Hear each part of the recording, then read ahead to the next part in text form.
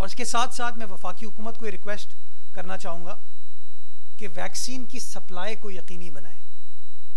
ये बहुत इंपॉर्टेंट है कि एक अभी अगर मोमेंटम पिक होगा इंशाअल्लाह, जो पिछले 24 घंटे में हुआ है, और अगर एज की कदरन को और आप रिलैक्स कर देंगे तो ये नंबर और बढ़ेगा इंशाअल्लाह।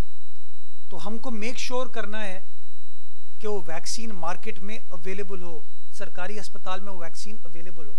तो जो सप्लाई के इश्यूज हैं उसको वफाकी हुकूमत स्ट्रीमलाइन करे। मुझे बड़ी अदा की और पीआई का खुसूसी तैयारा चीन गया और वैक्सीन लेके आया। मैं समझता हूँ ऐसे बहुत सारे और तैयारे वफाकी हुकूमत को भेजने की ज़रूरत है। नेशनल कैरियर को ये नेशनल मैसेज,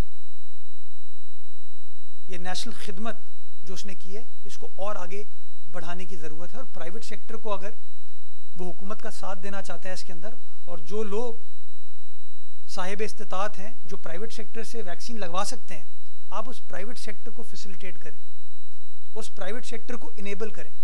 ये कोरोना वायरस की जंग कोई एक इदारा, कोई एक हुकूमत, कोई एक अस्पताल अकेले नहीं जीत सकता।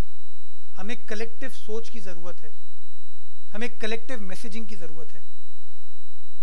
और पाकिस्तान ने जो फर्स्ट वेव सेकेंड वेव में कामयाबी हासिल की थी, वो हम सब की एक जॉइंट एफर्ट थी। हर इदारे ने मेहनत की, नेक नियति के साथ मेहनत की, हर हुकूमत ने काम किया, किसी ने पहले किया किसी ने बाद में किया, बट काम किया। प्राइवेट सेक्टर ने पब्लिक सेक्टर की मदद की, पब्लिक सेक्टर ने प्राइवेट सेक्टर की मदद की। वो पाकिस्तान जिसमें यौमिया एक दिन में 200, 250, 500 टेस्ट होते थे, वो पाकिस्तान अल्हम्दुलिल्लाह डेली के यौमिया 50,000 टेस्ट उसने करने शुरू किए ना।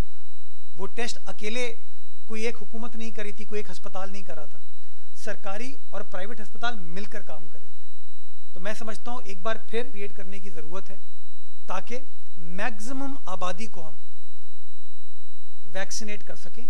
फासला इख्तियार करें, गैर ज़रूरी तौर पर घरों से ना निकलें, मास्क पहने और ज़्यादा से ज़्यादा लोग अपने आप को वैक्सीनेट करें।